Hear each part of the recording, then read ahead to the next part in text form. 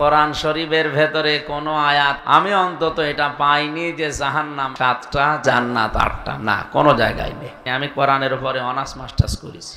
সূরা হিজরের 43-44 নম্বর আয়াত সামনে নিয়ে আমরা তাফসীর আকারে কথা বলবো, যেহেতু এখানে তাফসীরুল কোরআন মাহফিল লেখা, এটা রাজনৈতিক মঞ্চ নয়। এই জন্য কোরআনে কারিম থেকে হেদায়েতমূলক কথা এই জায়গা থেকে ডেলিভারি দেওয়া হবে। আল্লাহ আমাদেরকে ধৈর্য সহকারে আমলের নিয়তে বসার তৌফিক দান করেন, আমিন। সূরা হিজর কোন সূরা? 114টা সূরা আছে কোরআনে, তার অন্যতম সূরা এটা। হিজর শব্দের শাব্দিক অর্থ পাথরের পাহাড়। আল্লাহ পাথর নাজিল করেছেন, পাথর তৈরি হয় না, পাথর আল্লাহ পাঠিয়েছেন। পাথরকে পাঠিয়েছেন আল্লাহ, বলেন পাথর আমি নাজিল করেছি। ওয়াংজালনাল হাদিদা ফিহি বাসুন শাদীদু ওয়া মানাফিউ লিন-নাস, এর ভেতরে কিছু শক্ত পদার্থ আছে আর মানুষের উপকারের অনেক উপাদানের ভেতরে আছে। এই পৃথিবীতে মানব জাতির উপকারের জন্য যত বিষয় আমরা দেখি, অধিকাংশর মূলে কিন্তু দেখবেন পাথর, লোহা, এই বিষয়গুলো আছে এর ভেতরে। হিজর শব্দের শাব্দিক অর্থ যেটা বললাম, এটা আমাদের এই দেশে হয়তো আমরা টের পাচ্ছি না।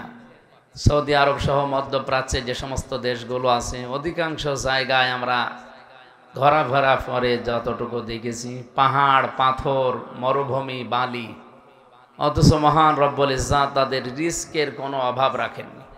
সৌদি আরবের যত জায়গায় গেছি, পাহাড়ের পাথর, পাথরের পাহাড়, মরুভূমি, বালি, হাজার হাজার মাইল, কোনো ফসল ফলতে দেখি না, কিন্তু খাবারের কোনো অভাব নেই। এ পাথরটাই তাদেরকে আল্লাহ সম্পদ বানিয়ে দিয়েছে। এ পাথরের বিভিন্ন জায়গায় বিশ্বনবী যে সমস্ত জায়গাগুলোতে পা লাগিয়েছেন, ওই জায়গাগুলো আল্লাহ সোনা ফলিয়ে দিয়েছেন। এখানে শিক্ষা নেওয়ার জন্য বলছি, শুধু সুবহানাল্লাহ আলহামদুলিল্লাহ বলার জন্য না। মুহাম্মাদুর রাসূলুল্লাহ সাল্লাল্লাহু আলাইহি ওয়াসাল্লাম যেখানে পা দিলেন, ওই জায়গার মাটির নিচ থেকে আল্লাহ যদি সোনা বের করে দেয়, তেল বের করে দেয়, তার আদর্শ যদি আজ আমাদের 3.5 হাত বডি সহ 16 কোটি মানুষেরা গ্রহণ করতে পারি, আমাদেরও কোনো অভাব আমার আল্লাহ রাখবেন না। তাকে মর্যাদা, গুরুত্ব, সম্মান দেওয়া লাগবে। যেখানে পাঠিয়েছিলেন ওই জায়গায় কিন্তু তিনি এখন নেই। মক্কায় পাঠিয়েছিলেন, তারা গুরুত্ব দেয়নি, এ নিয়ামতের কদর করেনি। যারা কদর করেছিল কিয়ামত পর্যন্ত আল্লাহ তাদের কাছে রেখে দিয়েছে। এ কয়েকদিন আগে আমি আসলাম ওমরা হজ করে। হজের যে কার্যক্রমগুলো আছে মক্কাতেই সব শেষ হয়ে যায়, মদিনায় যাওয়া লাগে না। কিন্তু লক্ষ লক্ষ কোটি কোটি মানুষেরা সব মক্কার কাজ শেষ করে দৌড়াচ্ছে মদিনার দিকে, অথচ মদিনায় হজের কোনো কাজ নেই। যারা এখানে আলেম আছে, কোরআন হাদিস জানে, জিজ্ঞাসা করবেন, মদিনায় যদি কেউ নাও যায় তার হজ হয়ে যাবে, না হবে না, কোনো অসুবিধা নেই। কিন্তু যাচ্ছে কেন? নবীজি জানিয়েছেন, আমার কবরের পাশে যদি কেউ সালাম দেয়, আমি নিজে শুনি আর সালামের জবাব দিয়ে দেই। এই জন্য লক্ষ লক্ষ মানুষেরা হজের যে সমস্ত কাজকর্মগুলো আছে মক্কাতে সব শেষ করি, তাড়াতাড়ি করে কিভাবে মদিনা যাবে পাল্লা দেয়। বলেন, যাকে পাঠালেন মক্কায়, মাত্র 63 বছরের ভেতরে 53 বছর এখানে ছিলেন, বাকি 10 বছর তিনি মদিনায়, এবং কিয়ামত পর্যন্ত তিনি মদিনায় থাকবেন। একটাই কথা, একটাই বাস্তবতায়, যেখানে পাঠালেন তারা তো গুরুত্ব দেয়নি। যারা গুরুত্ব দিয়েছিল আল্লাহ তাদেরকে এই নিয়ামতটা দিয়ে ধন্য করে দিয়েছেন। মদিনা এমন শান্ত, এমন শান্তির জায়গা, পৃথিবীতে মসজিদে নববীতে যে শান্তি, পৃথিবীর কোনো জায়গায় শান্তি আল্লাহ রাখেননি। এই জন্য আমাদের উচিত হবে মুহাম্মাদুর রাসূলুল্লাহকে জীবনের সব জায়গায় গ্রহণ করা। সিরাত ইবনে হিশামে পড়েছিলাম হালিমাতু সাদিয়া। আমি এবার নিজে তায়েফে গিয়ে তার বাড়িটা দেখেছি। সাদ গোত্রের যে বাড়িটা, তার পূর্বপুরুষরা এখন বাড়ি বানিয়েছে। নবীজি যেখানে খেলা করতেন ওই জায়গাটা তার কাঁটা দিয়ে ঘিরে দেওয়া আছে।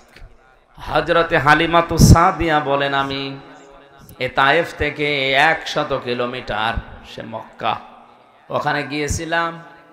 আমি যাওয়ার আগেই দেখি যে সমস্ত ধনী মানুষেরা সন্তান যারা প্রতিপালন করার জন্য দেয়, একটা আবার নেই, সব আগে যারা এসেছে নিয়ে চলে গেছে। সর্বশেষ যে দেখি মোহাম্মদ রাসূলুল্লাহ আমিনার কোলে আকাশের চাঁদের মতো হাসতেছে। কোলে তুলে নিলাম। হযরতে হালিমা বলেন, মোহাম্মদ রাসূলুল্লাহকে যে আল্লাহ পৃথিবীতে রহমত করে পাঠিয়েছেন তার বাস্তব প্রমাণ পেয়েছি আমার শরীরের ভেতরে। বলেন সুবহানাল্লাহ। কোলে নেওয়ার সঙ্গে সঙ্গে দেখি আমার স্তনে দুধ ছিল না। দুইটা স্তন আমার আল্লাহ বিশ্ব নবীর খাতিরে স্তন দুইটাই পরিপূর্ণ করে দিয়েছে। আমি ডান স্তন তাকে পান করালাম, বাম স্তনটা তাকে দিলাম। তিনি মুখ বের করে নিলেন। একবার, দুইবার, তিনবার আমার মুখটা বের করে চোখের ইশারা দিয়ে আমাকে যেন জানাতে চায় মোহাম্মদ।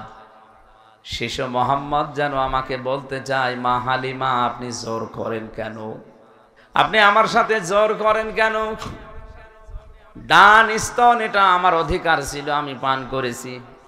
সিরাত ইবনে হিশামে দেখলাম বিশ্ব নবী মোহাম্মদুর রাসূলুল্লাহ যেন হালিমাতুস সাদিয়ার চোখের দিকে তাকিয়ে বোঝাতে চেয়েছেন, মা হে আমার দোদমা হালিমাতুস সাদিয়া আপনি জোর করেন বারবার।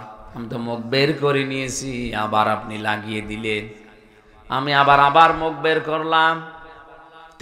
তিনবার আপনার মুখ আমি বের করেছি, এরপরও আপনি আমাকে জোর করে লাগান। আমি তো আপনাকে বোঝাতে চাই ডান স্তন এটা তো আমার অধিকার ছিল, আমি পান করেছি। বাম স্তন এটা আমার অধিকার না, এটা আমার দুধ ভাই আব্দুল্লাহর অধিকার। দুনিয়াতে আমি ভাইয়ের হক নষ্ট করার জন্য আসি নাই, এসেছি আমি ভাইয়ের হক ফিরিয়ে দেওয়ার জন্য। কুমিল্লাবাসী, যেই নবী মায়ের কোলে বসে ভাইয়ের হক নষ্ট করে না আর ফিরিয়ে দেয়, সেই নবীর উম্মত আমরা। যত বড় হচ্ছি ভাইয়ের হক মারার জম হচ্ছি। আজকে বিকালে আমার মাঠে নিয়ে গিয়েছিল দেখার জন্য এলাকার যুবকেরা। আমি এত আগে কোনো মাহফিলে আসি না, যেহেতু চট্টগ্রামে ছিলাম এই জন্য সকাল সকালে চলে এসেছি। আজকে কয়েকটা জিনিস আমি লক্ষ্য করলাম, আইলের উপর দিয়ে যায় না। নবীজি জানিয়েছেন, কোনো ভাই যদি কোনো মুসলমানের এক বিঘত পরিমাণে জমি আত্মসাৎ করে আইল ঠেলে নেয়, কিয়ামতে এইরকম জমিন তার মাথার উপরে আল্লাহর সাতটা চাপিয়ে দেবে। আইলগুলো তো এখন আর আইল থাকে না। অধিকাংশ কৃষকেরা সারা জমিন চাষ করে একরকম, আইলের কাছে গেলে নাঙ্গলের মাথা বাঁকা হয়ে যায়। আমার মনে হয় যত বরকত আল্লাহ সব আইলের পাশে দিয়েছে। কি যেন জাদু আছে ওর হাতের ভেতরে, আস্তে করে একটু ঘুরিয়ে দেয়। আর এই লোক দুই লোক আইল কাটতে কাটতে আইল আর আইল নেই, ও হয়ে গেছে পুলসিরাত। না ভাই, এটা করা যাবে না। আপনি অসতর্কতাবশত যদি এক বিঘত পরিমাণেও কারো জমির দিকে ঠেলে চলে যান, আপনি হয়তো 10 কেজি ধান বেশি পাবেন, কিন্তু কিয়ামতে আপনার এই পাপের বোঝাটা কেউ নেবে না। ওয়ালা তাজিরু ওয়াজিরাতু বিজরা উখরা। এ দুনিয়ায় যে অপরাধ করবে ওই পাপের শাস্তি তাকেই নেওয়া লাগবে, অন্য কেউ বহন করবে না। আমার আজকের আলোচনার বিষয় ঠিক ওইটাই আমি সাজিয়েছি। পৃথিবীতে যেই ধরনের অপরাধ করবে, কিয়ামতে আমার আল্লাহ তাকে ওই ধরনের শাস্তি দেওয়ার জন্য ওই জাহান্নামে। আমরা আজকে তাফসীর মাহফিলে এসেছি এই কারণে, আমরা কোরআনের এই আয়াত থেকে দেখতে চাই আমি কি ধরনের অপরাধে আছি, আর আমার জন্য আল্লাহ কোন ধরনের শাস্তি, কোন জাহান্নামে দেওয়ার জন্য বানিয়ে রেখেছেন। যদি এখন আজকে মিলিয়ে যায় যে আমি এই জাহান্নামের জন্য উপযুক্ত, এই মুহূর্তে অন্তত বাড়ি যাওয়ার আগে তাওবা করে এমন জীবন তৈরি করব যেন ওই জাহান্নামের দরজাটা, শাটারটা বন্ধ হয়ে যায়। কি কথা বলেন না? এখানে অনেকাংশ মানুষ আমরা জানি যে জাহান্নাম 8টা, কয়টা? 7টা। জান্নাত 8টা, এ কথা জানেন না আপনি? মুরব্বী সে জন্মের পর থেকে এটা জানে। কোরআন শরীফ পড়তে পারে, কোরআনের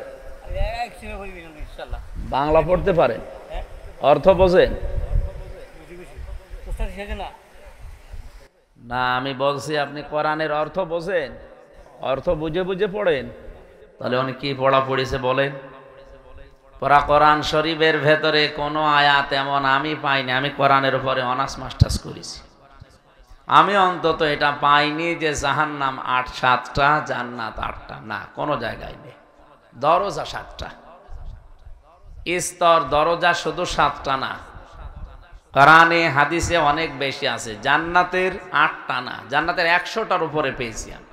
তাহলে আজকে আমাদের জানার বিষয় জাহান্নাম একটাই, কিন্তু তার স্তর বা দরজা আল্লাহ বানিয়েছেন। এই যে কোরআনের যে আয়াত সূরা হিজর থেকে পড়লাম, লাহা সাবাতু আবওয়াব, এই জাহান্নামের দরজা 7টা। কয়টা? জাহান্নাম 7টা, এ কথা আছে? নেই।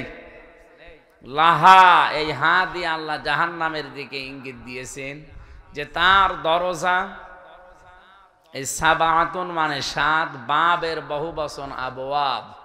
জাহান্নামের দরজা কয়টা? লিকুল্লি বাবিম মিনহুম জুজউম মাকসুম। পৃথিবীতে যে সেই ধরনের অপরাধ করবে তাকে আল্লাহ ওই দরজা দিয়ে জাহান্নামে প্রবেশ করাবে। তাহলে জাহান্নাম কয়টা? একটা। বলেন বলেন। যে যে ধরনের অপরাধী আমরা, ওই অপরাধ করার কারণে আল্লাহ ওই স্তর দিয়ে, ওই দরজা দিয়ে আমাদেরকে প্রবেশ করিয়ে ওখানে যে শাস্তির ব্যবস্থা আছে ওইটা আমাদেরকে স্বাদ গ্রহণ করাবে। প্রাইমারি স্কুল 1 থেকে 5 পর্যন্ত পড়ায়। ক্লাসরুম কয়টা? 5টা। বলেন। দরজা? এই জবাব দেন না কেন? এটা ক্লাস চলছে এখন। যে যেই ক্লাসে পড়ে ওই দরজা দিয়ে ঢোকে নাকি? ক্লাস 2তে পড়ে 5-এর ক্লাসে ঢুকে ক্লাস করতে পারবে? ওখানে উঠতে হলে ওরা এখনো 3 বছর পড়া লাগবে। আল্লাহ রাব্বুল আলামিন জান্নাত বানিয়েছেন একটা, স্তর বানিয়েছেন 100টার উপরে। আজকে যেহেতু জান্নাতের আলোচনা না, জাহান্নামের বিষয়গুলো আজকে আমরা ক্লিয়ার হব যে আমরা আসলে কোন দরজা দিয়ে যাওয়ার উপযুক্ত হয়েছি। যদি হয়ে থাকি তাওবা করার এখনো সময় আছে, এখনো পরিবর্তনের সময় আছে। আল্লাহ যেন আমাদেরকে পরিবর্তন করে দেন। বলেন আমিন। কোরআন শরীফ থেকে এবার শোনাচ্ছি। আল্লাহ পাক বলেন যে যে ধরনের অপরাধ করবে তাকে ওই দরজা দিয়ে আমি প্রবেশ করি, ওই শাস্তি তাকে ভোগ করাবো। সবচাইতে বড় কঠিন জায়গা যেটা, তার নাম হুতমা। নাম কি? বলেন বলেন। এটা একটা দরজার নাম। জাহান্নামের দরজার নাম হুতমা, লাজা, জাহিম। এই সমস্ত নামগুলো, হাবিয়া, নার, এরকম 7টা না, অনেক দরজা আছে। আমরা 7টা জানি। এই 7টার ভেতরে দেখি আমরা কোন দরজায় দাঁড়িয়ে আছি। যেখানে আছি ওই দরজা আমাদের জন্য আল্লাহ খুলে দেবে। কথা বলেন না কেন? আর সব কথা তো ডাইরেক্ট বলাও যাবে না, কারণ আমি জানি কিন্তু বলতে পারবো না। মা রান্না করছে, ছেলেকে ডাক দিয়ে বলছে, জসিম 40টা টাকা দিলাম, 1 কেজি লবণ নিয়ে আয়, আমার এখনো রান্না শেষ হয়নি। ও বাইরে এসে দেখছে মার্বেল খেলা হচ্ছে। 40 টাকা দিয়ে মার্বেল খেলিয়ে শেষ করে ফেলেছে। প্রায় 3 ঘন্টা 3.5 ঘন্টা ধরে খেলা খেলে মা এদিকে চিন্তায় পেরেশান। কি করে, কোথায় গেল সন্তান আমার? খোঁজ নিয়েছে বিভিন্ন জায়গায়, দেখে না, পাওয়া যাচ্ছে না। এদিকে রান্না থুয়ে দূরে কোথাও যাওয়াও যাচ্ছে না। বিকাল গড়িয়ে একেবারে দেখে সন্তান এসেছে, ডাক দিয়ে বলে, জসিম কোথায় ছিলি 3 ঘন্টা? ওর জানা আছে না? এক কথা বলছে না কেন? এই জসিম জানে না যে 3 ঘন্টা কোথায় ছিল? বলতে পারবে? বলতে পারবে? জিজ্ঞাসা করছে সে, টাকা কই? ও জানে না। বলতে পারবে? লবণ কই? ও জানে না। কি করেছে? বলতে পারবে? 3টা প্রশ্ন জিজ্ঞাসা করেছে মা, 3 বারে জসিম জানি না। জানে কিন্তু বললেই মার খাবে। কথা বলে না কেন? এখানে যারা বসে আছি, এমনকি অং সান সু চি, জো বাইডেন, ডোনাল্ড ট্রাম্প, এই সবাই জানে যে কবরের ভেতরে যাবার পরে প্রশ্ন হয় তিনটা। হয়তো আমরা কোরআন হাদিস থেকে শুনি, আর ওরাও বিভিন্ন জায়গা থেকে কালেকশন করে এটা বিশ্বাস করে, এটা জানে, কিন্তু কবরে যাওয়ার পরে বলতে পারবে না। আপনি কি মনে করছেন জো বাইডেন জানে না যে কবরে যাওয়ার পরে প্রশ্ন তিনটা হবে? ও জানে না? জানে।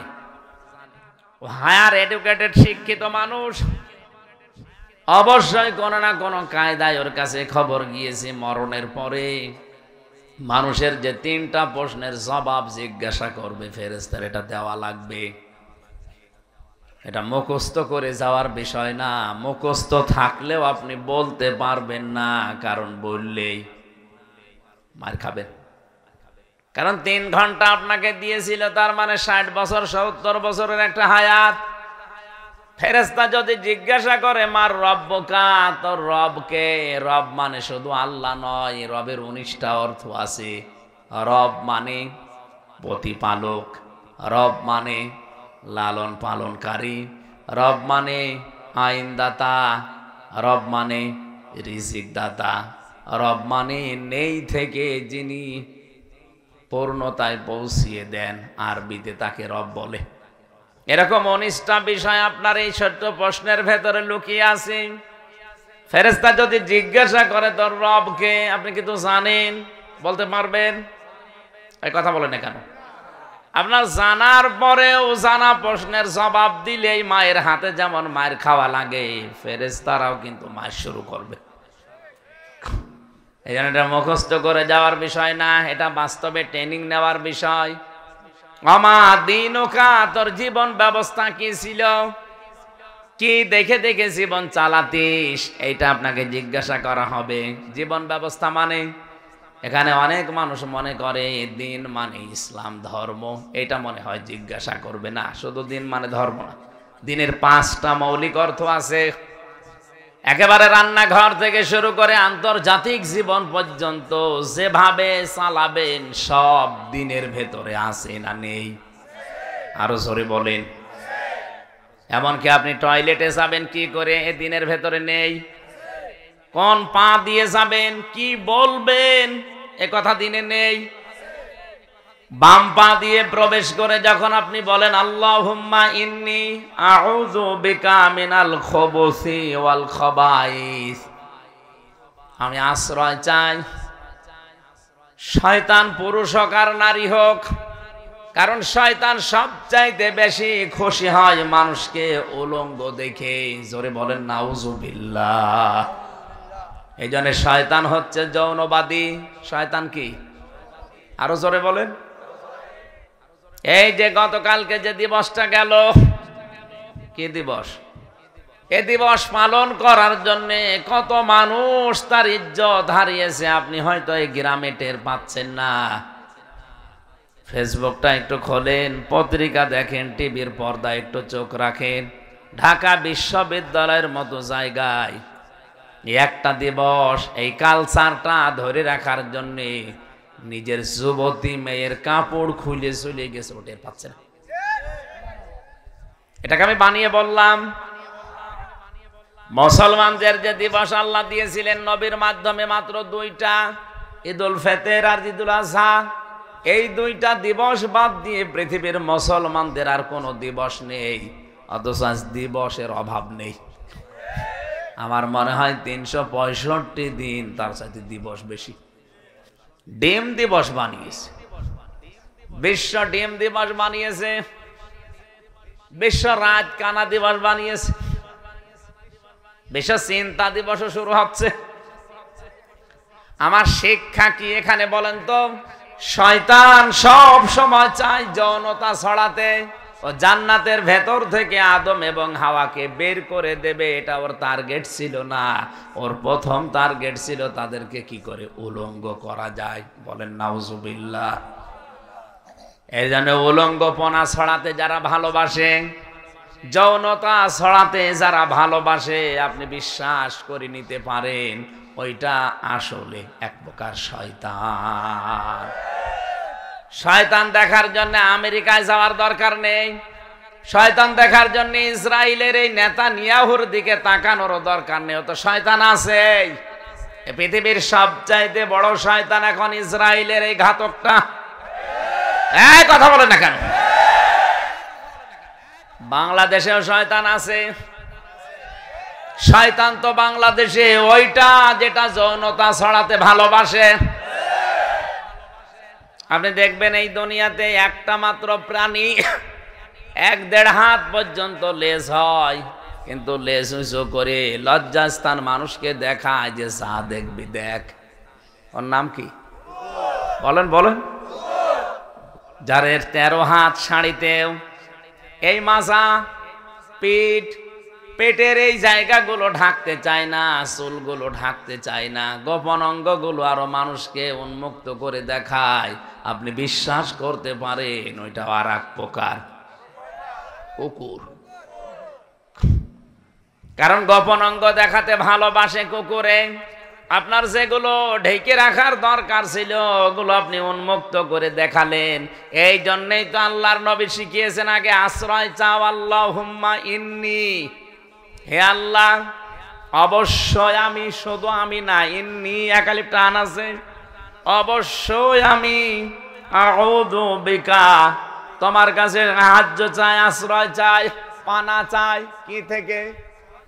মিনাল খবুসি ওয়াল খবায়েস, এই যে শয়তান, যেটা নারী আছে পুরুষ আছে, এদের থেকে আমার লজ্জাস্থান যেন ওরা দেখতে না পারে। নবীজি বলেন দিন মেনে কোন নারী পুরুষ যদি টয়লেটে ওই দোয়াটা পড়ে বাম পা দিয়ে প্রবেশ করে, এই শয়তানের চোখ তখন অন্ধ হয়ে যায়। যতক্ষণ বসে থাকবেন এখানে দিনের বিষয় আছে, এখান থেকে বের হওয়ার সময় ডান পা দিয়ে যদি কেউ বের হয়, গফরানাকা, এই শব্দটা আগে বলা লাগে। এটাকে খেলা করার জন্য বলে কেউ? কেন বলে বলেন তো? কারণ মুমিন জীবনের সব সময় আল্লাহর জিকির করাই লাগবে, মাস্ট বি। আপনি যেহেতু এই 5-7 মিনিট 10 মিনিট জিকির করতে পারেননি, তাওবা করতে পারেননি, ইস্তেগফারও করতে পারেননি, এই জন্য বের হওয়ার পরে আপনি বলছেন গফরানাক, হে আল্লাহ আমি মাপ চাই, আমি ক্ষমা চাচ্ছি তোমার কাছে। সময়টা আমি তোমার জিকিরে ছিলাম না, আমি তোমার কাছে ক্ষমা চাইতে পারি না, এই জন্য বের হয়েই বলা লাগে কি গফরানাক, হে আল্লাহ আমি ক্ষমা চাই, আমাকে মাফ করো। আলহামদুলিল্লাহিল্লাযী, সব প্রশংসা হয় আল্লাহর জন্য, আযহাবা আন্নিল আযা ওয়া ফানি, যিনি আমার পেট থেকে কষ্টদায়ক বিষয়গুলো বের করে দিলেন আর আমাকে একটা স্বস্তি দিলেন। আপনি টের পান কি বলেন? মানুষের এই শরীরের ভেতরে এই বর্জ্যগুলো আমার আল্লাহ প্রসাব এবং পায়খানা নামক জিনিস দিয়ে যদি বের না করতেন, 3 দিনের মাথায় একটা মানুষ এমনিতেই মারা যেত। গত 2 দিন আগে আমার প্রসাব বন্ধ হয়ে গিয়েছিল হঠাৎ করে, খুব জার্নি বেশি হয়েছে, সেই কুষ্টিয়া থেকে কক্সবাজার, এরপরে চট্টগ্রাম, এই যে ছোটাছুটি বেশি হওয়ার পরে প্রায় 18 ঘন্টা পর্যন্ত কোনো প্রসাব নেই। ডাক্তারের কাছে দেখালাম, ডাক্তার একটা পরীক্ষা করে আমারে বলছে আপনার যে অবস্থা, প্রসাব আমরা করাতে পারি 11,000-12,000 টাকা লাগবে। বললাম প্রসাব করাতে 12,000? আল্লাহর শুকরিয়া, 2-3টা ডাব খাওয়ার পরে দেখি হ্যাঁ বিকালে আমার প্রসাব হয়ে গেছে। বিজ্ঞান জানাচ্ছে প্রসাব যদি বন্ধ হয়ে যায়, আমার আল্লাহ এই মলের মাধ্যমে, প্রসাবের মাধ্যমে আপনার শরীর থেকে অনেক জার্মগুলো এর মাধ্যমে বের করে আপনাকে সুস্থ রাখেন। যাদের আজ পাইলস আছে, 15-20 মিনিট, আধা ঘন্টা, 1 ঘন্টা বসে থাকে টয়লেটে, রক্ত পড়ে, কি কষ্ট আপনি টের পান না। আমার আল্লাহ যদি টয়লেটটা সঠিকভাবে বের করে না দেন, আপনি ওখানেই খেতা কাপড় নিয়ে, আমার মনে হয় বালিশ নিয়ে ঘুমানো লাগবে। এই জন্য এই দোয়াটা মানুষ যখন পড়ে, আমার আল্লাহ তার উপরে খুশি হয় যে 8-10 মিনিট বান্দা আমাকে ডাকতে পারে নাই, আমার কাছে মাপ চাইতে পারে নাই, এ বের হওয়ার পরে আমার কাছে বলছে গফরানাক, হে আল্লাহ আমারে মাফ করে দাও, প্রশংসা তোমারই, তুমি আমাকে আমার পেট থেকে গান্ধা জিনিস বের করে আমাকে একটা নিরাপদ একটা স্বস্তি, একটা শান্তি দিলে। বলেন সুবহানাল্লাহ। তাহলে পায়খানাতেও দিন আছে না নেই? বলেন বলেন। আরে ভাই, আপনার কি মনে হয় টয়লেটের মতো এরকম একটা নিকৃষ্ট জায়গায় যদি দিনের বিধান থাকে, তাহলে আমার মানব জীবনের 60-70 বছরের এত বড় হায়াতে আল্লাহর দিনের কোনো বিধান নেই? বলেন। এতক্ষণ তো টয়লেটের কথা বললাম, অনেকেই খুশি, অসুবিধা নেই কারো। মাত্র 8-10 মিনিটের জন্য যদি আপনি দিন মানতে পারেন, আপনার এই 60 বছরের ভেতরে পরিবার চালাতে হবে, সমাজ চালাতে হবে, অর্থনীতি চালাতে হবে, রাজনীতি চালাতে হবে, সংসদ চালাতে হবে, ওখানে দিন লাগবে না? ওই কথাগুলো তখন কোরআন দিয়ে হাদিস দিয়ে তুলে ধরলে আপনার কাছে রাজনীতি মনে হয় কেন? এতক্ষণ 8-10 মিনিট তো আমি টয়লেটের কথা বললাম, রাজনীতি মনে হয়নি? ওটাও তো দিনের কথাই। 8-10 মিনিটে আপনার কাছে রাজনীতি মনে হইল না? হুজুর খুব ভালো লাগছে ওয়াজ, তো ওইটা যদি দিন হয়, বিশ্বনবী 10 বছর কোরআন দিয়ে রাষ্ট্র চালালেন, এটা কি এই কথা বলেন না কেন?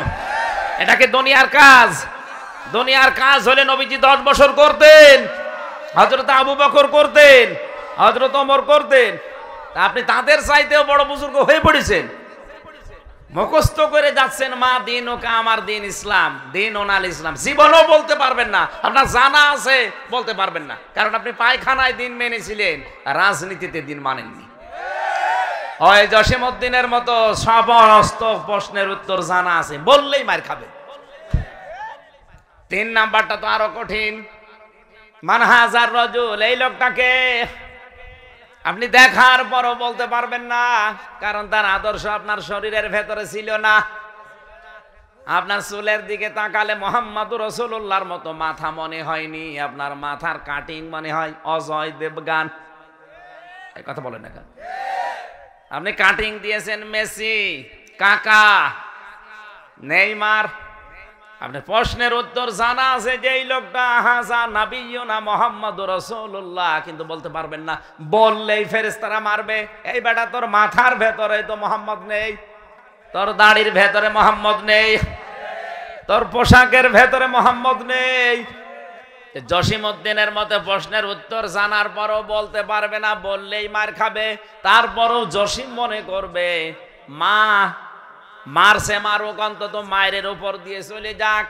আর যদি সত্য কথা বলে যে মার্বেল খেলে 40 টাকা হেরে ফেলেছি, মা আরো পিটাবে।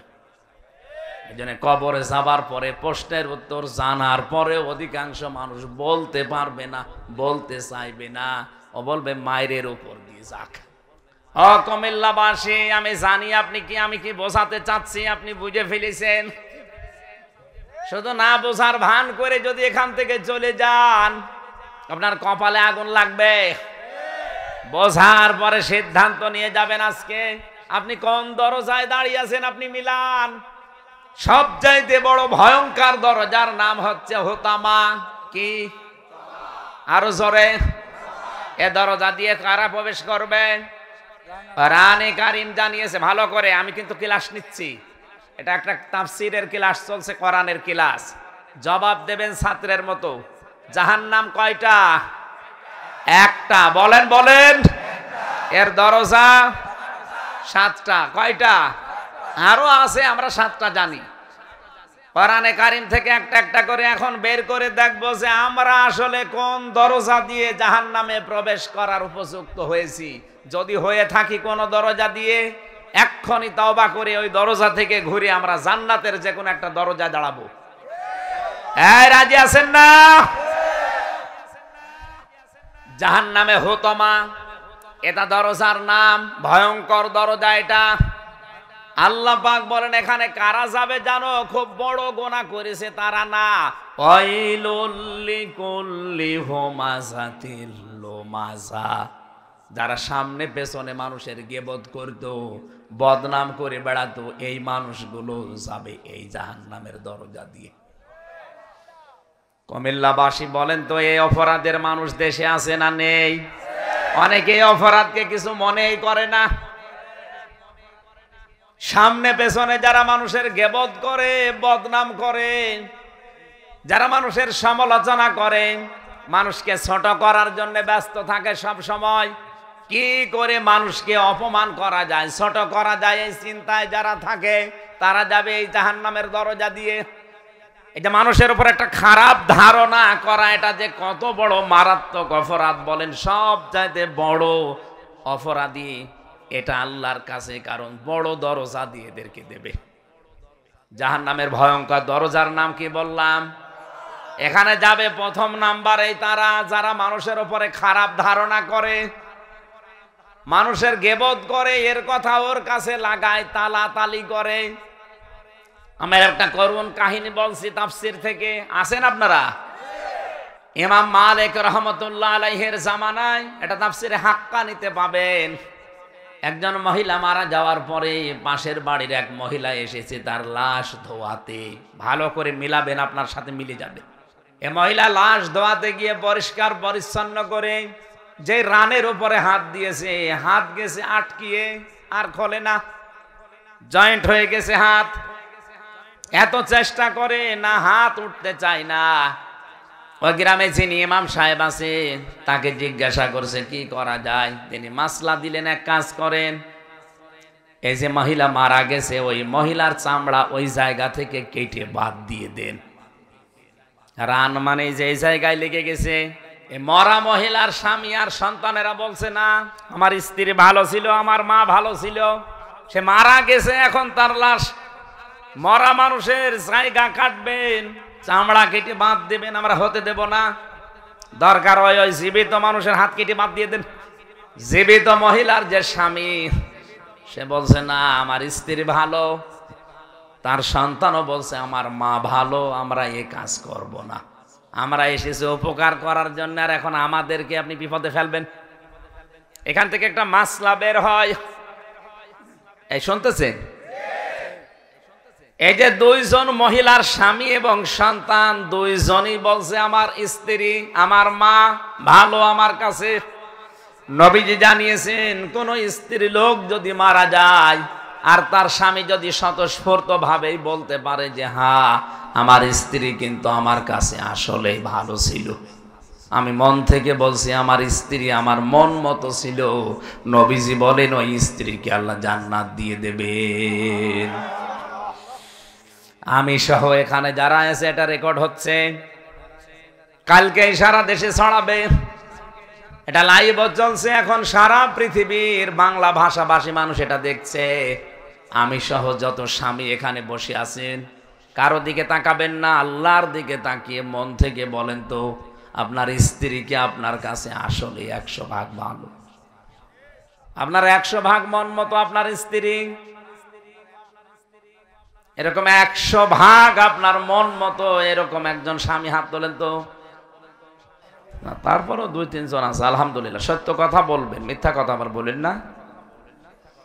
তারপরও এটা একটা দুঃখের সংবাদ, এখানে কত মানুষ আমরা বসে আছি, আমরা অধিকাংশ মানুষই হাত তুলতে পারলাম না যে আল্লাহ আমার বউ আমার কাছে আসলে 100 ভাগ মন মতো, বলতে পারলাম না। কারণ 3-4 জন বলিস, তার ওই 3-4 জন মহিলা জান্নাতে যাবে, আর বাকি সবগুলোর হিসাব কঠিন হবে। সম্মানিতা মা বোন যারা এসেছেন বা শুনতেছেন, আপনি হয়তো জানেন না আপনার স্বামী কি জিনিস। আল্লাহর পরে বিশ্ব নবী জানিয়েছেন সেজদা যদি জায়েজ থাকতো আল্লাহ বাদে কারো, প্রতিটি মহিলার কানের কাছে মুখ নিয়ে বলতাম যে তোমার স্বামীর পায়ে সেজদা করো, এত দাম তার। অথচ আজ কোথায় পৌঁছিয়েছে? জেলা শহরের ইমাম যখন টার্গেট দিয়া আদেশ দিয়েছে এক কাজ করেন, জীবিত মহিলার হাত কেটে বাদ দিয়ে দেন, তার স্বামী যখন রাজি না, কয়েক ঘন্টা পর্যন্ত এভাবে আছে। এখন এদিকে এই মহিলার প্রসাব পায়খানার প্রয়োজন দেখা দিয়েছে, হাত নাড়াতেও পারে না, মহা মুসিবতে আছে। কি করি এখন? ওই জামানার প্রধান ইমাম ছিল, বিচারপতি ছিল ইমাম মালিক, মদিনায় চলে গেলেন লোকজন, সেখানে ঘোড়ায় চড়ে তাকে নিয়ে আসলেন যে বিপদে পড়েছে আপনি সমাধান দেন। ইমাম মালিক আসলেন ঘোড়ায় চড়ে, ওই মহিলাকে পর্দার ভেতরে দিয়ে প্রশ্ন করলেন কোন কারণে তোমার হাত আটকিয়েছে বলো। মেয়েটা বলছে আমি জানি না। আমার কোনো দোষ নেই। ইমাম মালিক বললেন, না, আমার কাছে কোরআন আর হাদিসের রাডার আছে, আমি কিন্তু ধরতে পারবো। সত্য কথা বললে আমার অত দূর নামা লাগবে না। মেয়েটা বলছে, না, আমি কিচ্ছু জানি না, আমি তো ভালো মনে তার লাশ ধোয়াচ্ছিলাম। তাকে ময়লা পরিষ্কার করে যখন রানের উপরে হাত দিয়েছি, অটোমেটিক আমার হাত আটকিয়ে গেছে। ইমাম মালিক বলেন, না, অবশ্যই এর ভেতরে কোনো গোপন কিছু আছে, তুমি গোপন করছো, তাড়াতাড়ি বলো।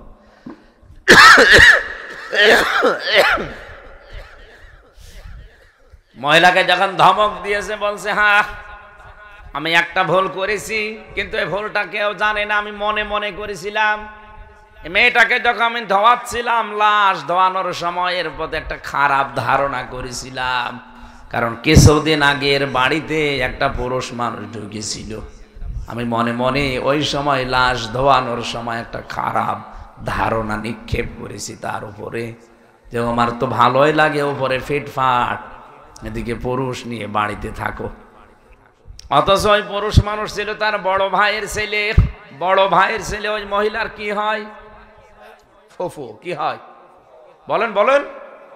ফুফুর সাথে দেখা করা জায়েজ নেই? যে 14 জন পুরুষের সাথে একজন মহিলার দেখা করা জায়েজ আছে তার ভেতরে? ভাইপো নেই? আপনি কোন কারণে আন্দাজ একটা ধারণা করলেন? ইমাম মালিক বলে, আল্লাহর বান্দি, তুমি যে ধারণা নিক্ষেপ করেছিলে, এই ধারণাটাই পাপের বোঝা হয়ে তোমাকে আটকিয়েছে। কোরআনে কারিমের আয়াত আমার জানা আছে, অমাইয়াকসিব খাতিয়াতান আও ইসমান সুম্মা ইয়ারমি বিহি বারিয়ান ফাকাদ ইহতামালা বুহতানা ওয়া ইসমান মুবিনা। সূরা নিসার 112 নম্বর আয়াত। দুনিয়াতে অনেক মানুষ এমন আছে, নিজে অন্যায় কাজগুলো করে, নিজে অবৈধ কাজে আঞ্জাম দেয়, আর কাজটা যখন হয়ে যায় একটা নিরপরাধ মানুষের উপরে দোষটা চাপিয়ে দিয়ে নিজে ভালো সাজে। বাংলাদেশ এ ধরনের অপরাধী নেই। নিজে অন্যায় কাজগুলো করে, নিজে ঘুষ খায়, আর ঘুষের মামলা আর একজনকে দেয়। তুমি যেহেতু এই কাজ করেছো, এই জন্য আল্লাহ তোমাকে পাপের শাস্তি দুনিয়ায় দেখিয়েছে। ফাকাদ ইহতামালা বুহতানা ওয়া ইসমান মুবিনা, সেজন্য প্রকাশ্য পাপের বোঝা বহন করে নিয়ে যায়। তোমার এই পাপের বোঝাটা তোমার এই হাতের মাধ্যমে আল্লাহ আটকিয়ে দিয়েছে। মান সালিমাল মুসলিমুনা মিন লিসানিহি ওয়া ইয়াদিহি। আমার কাছে হাদিসের রাডার হচ্ছে এটা। আল্লাহর নবী বলেন, কোন মুসলমান, ওই লোকটাই তো আসল মুসলমান যার হাতের দ্বারা মুখের দ্বারা মুসলমানেরা শান্তিতে থাকে। এখানে হাত মানে শুধু এই হাত না, ক্ষমতার হাত, আইনের হাত, টাকা পয়সার হাত, প্রভাব প্রতিপত্তির হাত। লেসান মানে আপনার এই জহব্বা, শুধু এই জহব্বা না, বিভিন্ন রকমের জহব্বা আছে। অনেকে শুধু মুখ দিয়ে কথা বলে না, ইশারায় অনেক কাজ করে ফেলে।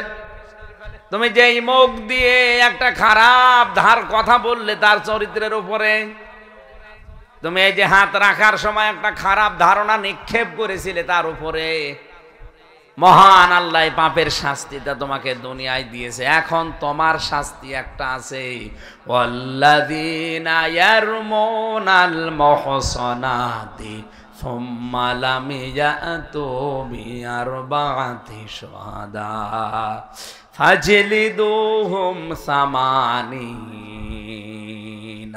ইলা আখিরি আয়াত। সূরা নূরের 4 নম্বর আয়াত।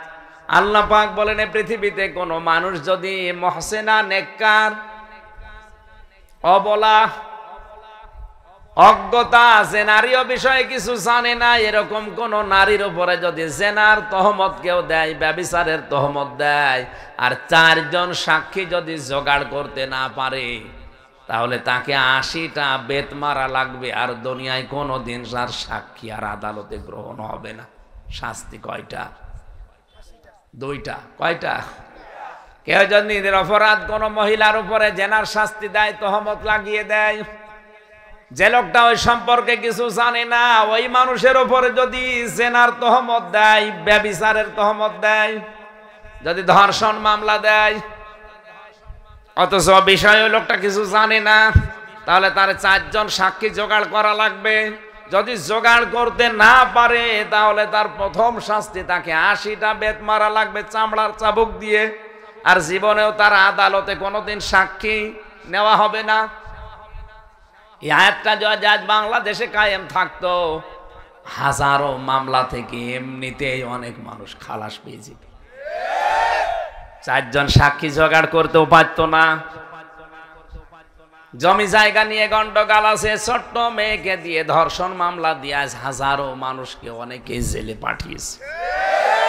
আমি যে বিল্ডিং এ থাকতাম, গাজীপুরের কাশিমপুর কারাগারে, আমার সামনের বিল্ডিং এ অনেক মানুষকে আমি দেখেছি 4 বছর 5 বছর 7 বছর জেল খাটছে, কিচ্ছু জানে না। 3 বছরের শিশুকে দিয়ে ধর্ষণ মামলা দিয়েছে। আমার মনে হয় দেশে যদি আয়াতটা থাকতো, বিচারপতি, বিচারক, জজ যারা আছে তারা যদি এটা কায়েম করতে পারতো রাষ্ট্রীয়ভাবে, যে ধর্ষণ মামলা দিলেই হবে না যে ব্যক্তি এ বিষয়ে জানে না, এর জন্য 4 জন সাক্ষী জোগাড় করা লাগবে, তাও মুখে মুখে সাক্ষী না, জেনা করছে এটা দেখা অবস্থায় 4 জন লাগবে। কয়জন? আর জীবনেও তার সাক্ষী কোনোদিন আদালতে নেওয়া হবে না। ও 4 জন জোগাড় করতেও পারতো না, তার সাক্ষীও তো আর কোনোদিন মরণের আগ পর্যন্ত আদালতে নেওয়া হতো না। কত মানুষ বলেন এমনিতেই জেল থেকে বের হয়ে যেতে পারতো। মহিলাকে ইমাম মালিক ডাক দিয়ে বললেন, যেহেতু তুমি এ কাজ করে ফেলেছো, তোমার সাক্ষী তো নেই, আন্দাজে এক তহমত লাগিয়ে দিলে জেনার, ওর চরিত্রের উপরে কলঙ্ক দিলে, একটা সাক্ষীও জোগাড় করতে পারো না, তোমার সাক্ষীও নেই, সুতরাং এখন তোমাকে 80টা বেত মারা হবে, আর মরণের আগ পর্যন্ত তোমার সাক্ষী কোনোদিন এই পৃথিবীতে আর গ্রহণ করা হবে না। জল্লাদকে ডাক দিয়ে বললেন, শুরু করো চামড়ার চাবুক দিয়ে। হাত কিন্তু লাগানো আছে, খুলছে না। 79টা চাবুক মারা হয়ে গেছে, হাত খোলে না। জল্লাদ বলে, হুজুর করব কি, আর একটা বাকি আছে। ইমাম মালিক বললেন, দাঁড়াও, কোরআন কোনদিন মিথ্যা হতে পারে না, নবীর কথা কোনদিন অসত্য হতে পারে না। আমি 100 ভাগ বিশ্বাস করে রায় দিয়েছি। 79টা হয়ে গেছে, এখনো হাত খোলে না। বিসমিল্লাহ বলে এবার শুরু করো। বিসমিল্লাহ বলে যখন 80টা আর একটা যখন শেষ করেছে, চট করে ওর হাত খুলে গেছে। এখানে শুধু আল্লাহু আকবার বলার জন্য না, এখানে একটা শিক্ষা আছে। আপনি আন্দাজে এক ধারণা করলেন, আল্লাহর কোরআন জানিয়েছিল সে যেন প্রকাশ্য পাপের বোঝা বহন করে নিয়ে বেড়ায়। এটা যদি আদম নবীর শরীয়ত মতো আমাদের দেশে থাকতো, ওই দেশের শরীয়ত ছিল ওই নবীর কি, চাটিয়াল ময়দানে কেউ জবাই করে রেখে আসতো পশু কোরবানি, আগুন আসতো আকাশ থেকে ঝলক দিয়ে পুড়িয়ে ফেলতো, যদি হালাল টাকা হতো। আর যদি হারাম টাকা হতো পোড়াতো না, ওইভাবে রেখে দিত। বলেন আপনি, বাংলাদেশে আজ যদি এই শরীয়ত থাকতো, কত মানুষের কোরবানি যে পড়ে থাকতো, মানুষ বুঝতো যে 2 নাম্বার।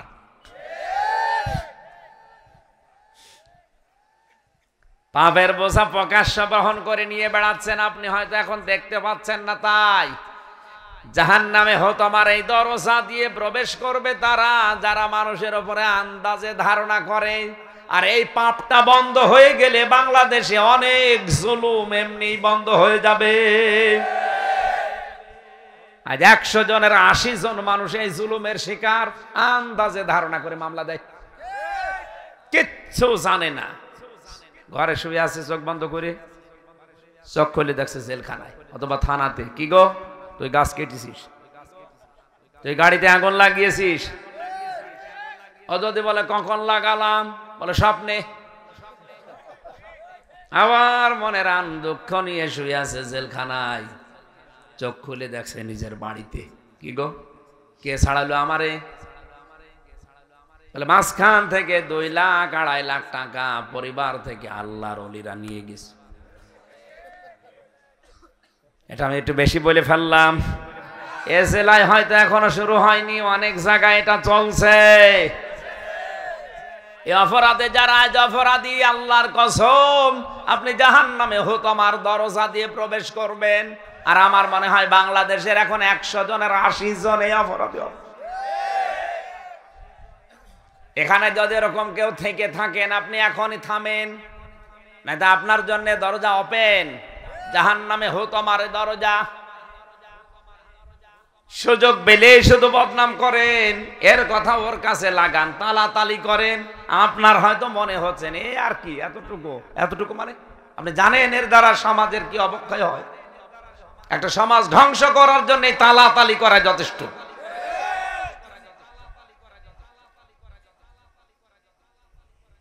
দুই নম্বরে বলবে আল্লাযী জামাআ মালাহু ওয়া আদ্দাদা ইয়াহসাবু আন্না মালাহু আখলাদা। যারা মাল জমা করে আর গণনা করে, ধারণা করে এটা আমার কাছে স্থায়ীভাবে থাকবে, কোনোদিন আমার হাত ছাড়া হবে না। কি জমা করে?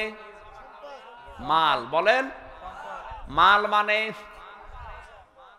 অনেকেই মনে করছে মাল মানে আমাদের অর্থমন্ত্রী সাবেক কামাল। এ কামাল না। মালের অর্থ আমি পেয়েছি কোরআনে কারিমের তাফসিরে 5টা। কয়টা? আপনি মিলান তো আপনার ভেতরে পাওয়া যায় কিনা। মাল শব্দের 1 নাম্বার অর্থ পৃথিবীতে বিশ্ব নবী জানিয়েছেন নেককার স্ত্রী। আদ-দুনিয়া মাতাউন খায়রুহা, আদ-দুনিয়া খায়রুহা মাতাউন ইলা আখিরিল হাদিস। আমার হাদিসটা শেষ পর্যন্ত মনে আসছে না শব্দগুলো। বাংলা অর্থ হচ্ছে পৃথিবীর সব কিছুই মাল সম্পদ, এর ভেতরে উত্তম সম্পদ হচ্ছে নেককার আল্লাহওয়ালা মেয়ে মানুষ। কি মেয়ে মানুষ? মেয়ে মানুষ আল্লাহওয়ালা হয় কখন? যার ভেতরে 4টা গুণ পাওয়া যায়। কুমিল্লা জেনায় আল্লাহওয়ালা মেয়ে মানুষ ওইটা, যার দিকে তার স্বামী তাকালে স্বামীকে আনন্দ দেয়, খুশি করে, হাসি খুশি দিয়ে হোক, চেহারা দিয়ে হোক, সাজগোজ দিয়ে হোক। 2 নম্বরে স্বামী কোনো কাজের আদেশ দিলে যদি জায়েজ হয় জীবন থাকতে মেনে নেয়। 3 নম্বরে স্বামী যেটা পছন্দ করে ওটা যদি জায়েজ হয় ওই মহিলা ওইটা পছন্দ করে। আমি নিজে স্বামী, যত স্বামী এখানে বসে আছে আল্লাহর কসম প্রতিটি স্বামী আমরা পছন্দ করি বিয়ের পরে আমাদের মা বাবা যেন আমাদের সাথে থাকে। কথা বলেন না কেন? কিন্তু 100 জনের 98টা মহিলা এটা চায় না। তাহলে আপনি নেককার হলেন কি করে? আপনি মনে করছেন আমি নামাজ পড়ি, রোজা রাখি, কালো বোরকা পরি, কে বলিস আপনি নেককার? না। 3 নম্বরে গুণটা আপনাকে মাস্ট বি থাকাই লাগবে। স্বামী যেটা পছন্দ করে ওটা যদি জায়েজ হয়, মা বাবা স্বামীর সাথে থাকবে, জায়েজ নেই। তা আপনি অপছন্দ করেন কোন কারণে? বাংলাদেশের জামাইগুলো তাদের শ্বশুর শাশুড়িকে যেই নজরে দেখে, বৌমাগুলো যদি সত্যি আমাদের মা বাবাকে ওই নজরে দেখতো, এই দেশে কোনো সন্তান আলাদা হইতো না। এদেশে আলাদা নেই। এত মর্যাদা দিয়েছেন আল্লাহ মা আর বাবারে।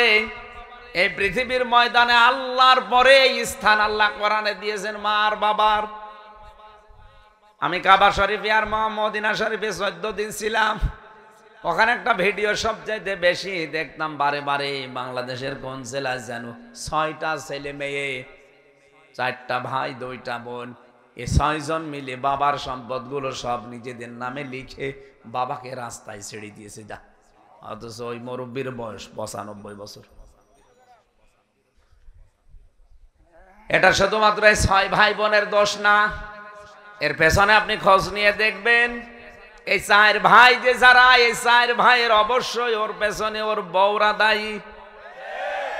বলে মুরব্বীরে আমার বাড়িতে রেখে লাভ কি, ও বলে আমার বাড়িতে রেখে লাভ কি, ও বলে আমার বাড়িতে রেখে লাভ কি, কাজ করো, জমি জায়গা যা আছে সব মিলে সই করে ওরে দাঁড়িয়ে দাও, ও ছাতায় এমনি মরে যাবে না। এ দোষ শুধুমাত্র আমি এই 6 ছেলে মেয়ের দেই না, এ দোষ ওই মুরব্বীরও আছে। কারণ ছেলে মেয়েকে কোনোদিন শেখায়নি যে আমরা মা আর বাবা ছেলে মেয়ের কাছে আসলে কি জিনিস, আল্লাহর পরে যে আমাদের স্থান, এটা তো ছেলে মেয়েগুলো জানেই না। এরকম ছেলে মেয়ে নেই দেশে, এই কারণেই তো আপনার সাথে আচরণ করে। আপনার স্ত্রী যত কঠিন হোক, ভয়ঙ্কর হোক, কোন সন্তানকে যদি এই শিক্ষা তার মা বাবা দিত যে আল্লাহর পরে মা আর বাবার স্থান সন্তানের কাছে, আমার মনে হয় 14টা বউ বাদ দিত, তাও মা বাবাকে আলাদা করে বৃদ্ধাশ্রমে রেখে আসতো না। বাংলাদেশের বিভিন্ন জেলাতে এখন বৃদ্ধাশ্রম তৈরি হচ্ছে, অথচ বৃদ্ধাশ্রম বানানো হারাম, এটা জায়েজ নেই।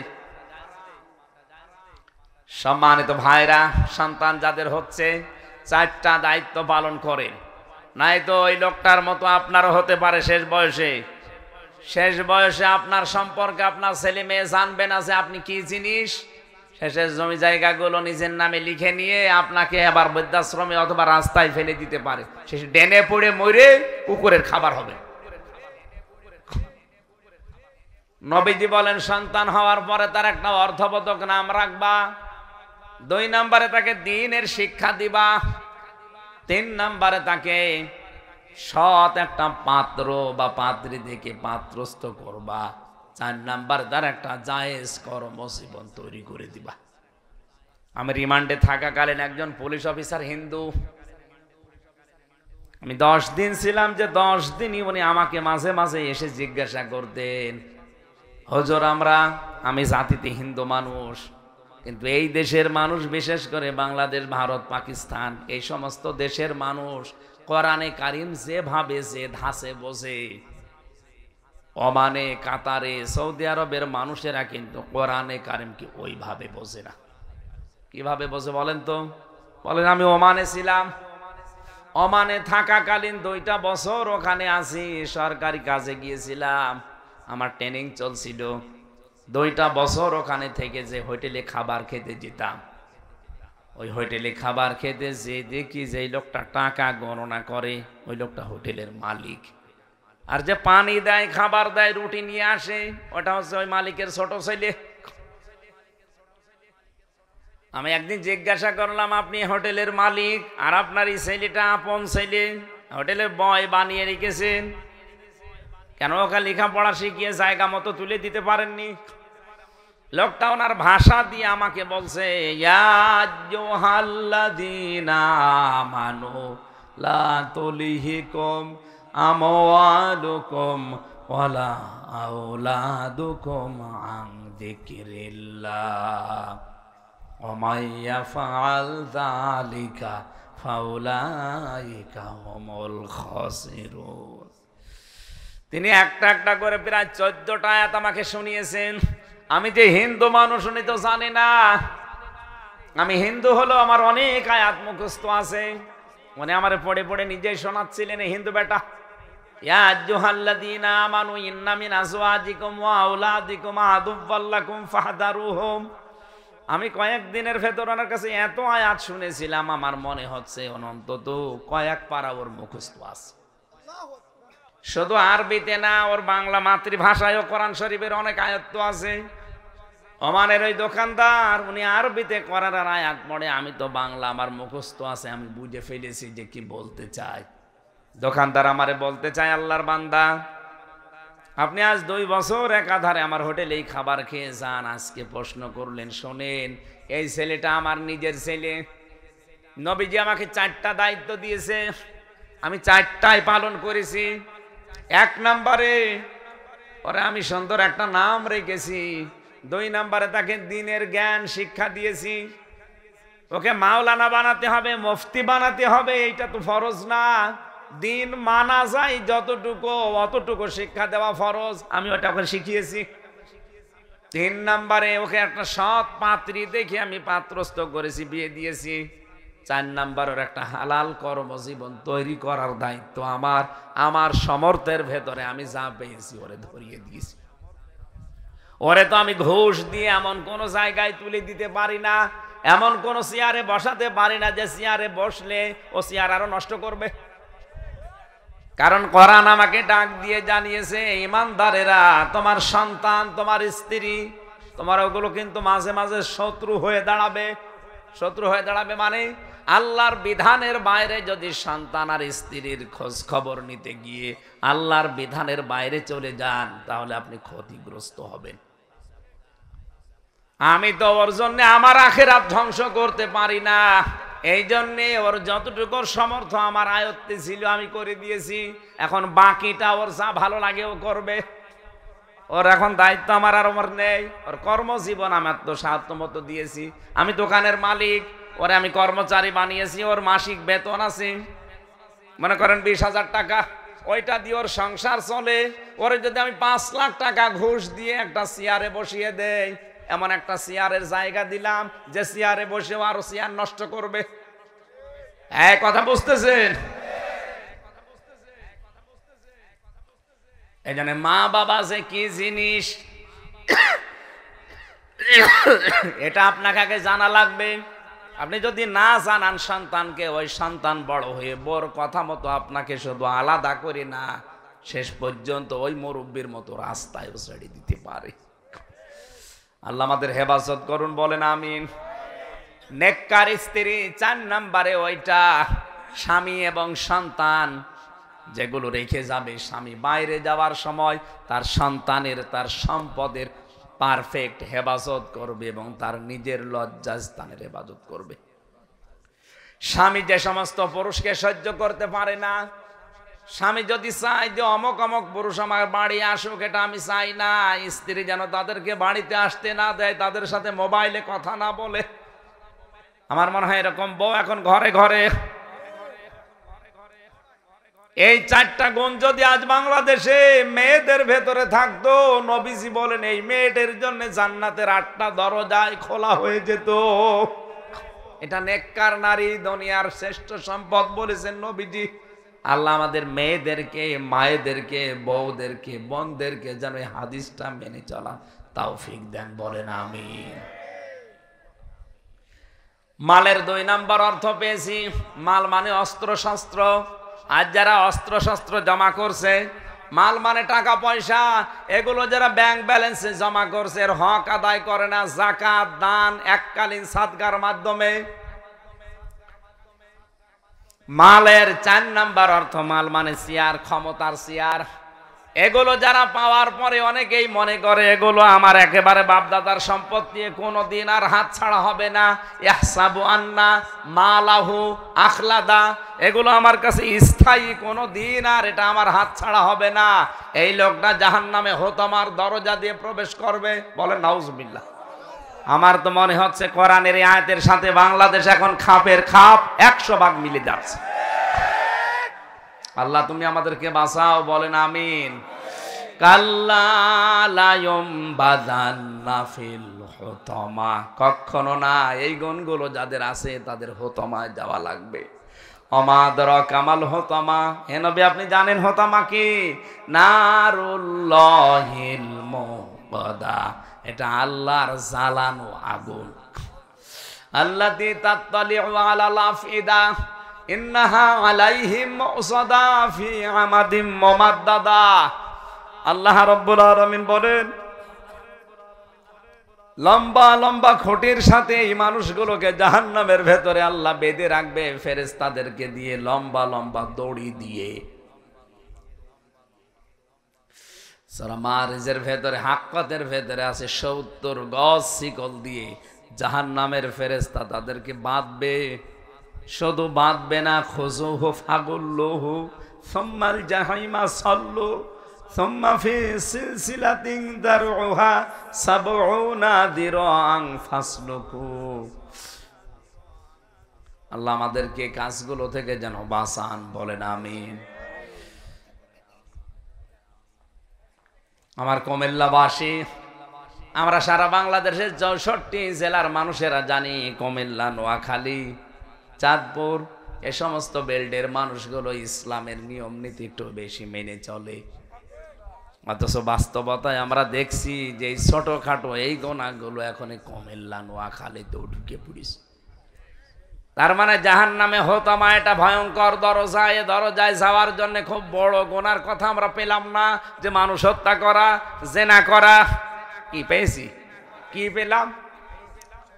মানুষের খারাপ ধারণা করে আর সমালোচনা করা, মাল সম্পদ জমা করা আর ধারণা করে রাখা, বিশ্বাস করা যেটা স্থায়ী থাকবে, এ সমস্ত গুণ থেকে আল্লাহ আমাদেরকে যেন বাঁচান, বলেন আমিন।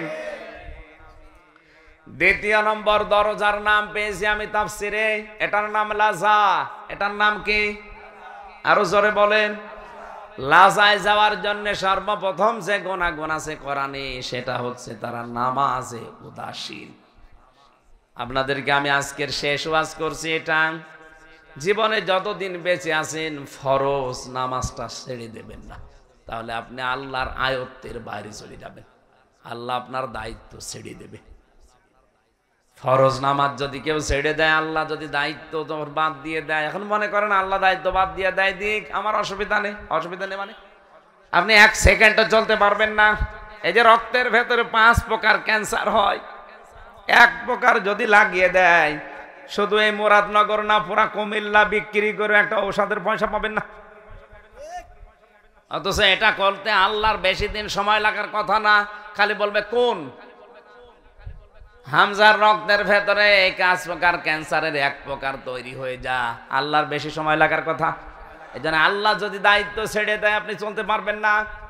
এই যে কথা বলছি আমি, এক একটা কথা তৈরি হতে এই মুখের ভেতরে 27টা ধাক্কা লাগছে, এরপর একটা কথা তৈরি হচ্ছে। এটা বিজ্ঞান প্রমাণ করছে, আর কোরআন হাদিস বলছে প্রতিটি জায়গায় এক একটা ফেরেশতা বসে আছে। এই ফেরেশতাগুলো একজনের কথা আর একজনের কাছে, আর একজনের ধাক্কা আর একজনের কাছে দেয়। 27 নাম্বার জায়গায় যে আমাদের মুখ দিয়ে একটা কথা বের হয়, আল্লাহ যদি দায়িত্ব না নেয় আপনি জীবনেও কথা বলতে পারবেন? এই জন্য ফরজ সেজদা ছেড়ে দিয়ে না, আল্লাহ দায়িত্ব ছেড়ে দেবে। আল্লাহ আমাদেরকে এই লাজায় যাওয়ার যে প্রথম কাজ, এটা থেকে বিরত থাকার তৌফিক দিন, বলেন আমিন। হাবিয়া 3 নম্বরে। হাবিয়া কি? এটা যাওয়ার জন্যে সবচাইতে গুরুত্বপূর্ণ কাজ হচ্ছে মিজানের পাল্লা যে মাপ আছে। আমরা অনেকে মনে করি দাড়ি পাল্লার মতো আল্লাহ কিয়ামতে মাপবে, এইভাবে একদিকে 10 কেজি সওয়াব দেবে, একদিকে 11 কেজি গুনাহ দেবে। যেদিকে মাপ ভার হবে ওইদিকে চলে যাবে না, মাপ হবে কিয়ামতে গুরুত্বের ভিত্তিতে। এই প্যান্ডেলটা মাপ দেওয়া হয় কি দাড়ি পাল্লায় তুলে দিয়ে? কি দিয়ে? ফিতা দিয়ে। বলেন বলেন, আরো জোরে বলেন। এই যে এখানে যে 1 বিঘা জমি আছে, এই 1 বিঘা জমি কি দাড়ি পাল্লায় তুলে দেবেন? কি দিয়ে মাপা হয়? ফিতা দিয়ে, শিকল দিয়ে। ধান মাপে মানুষ, ধান মাপতে হলে কি ফিতা দিয়ে মাপে?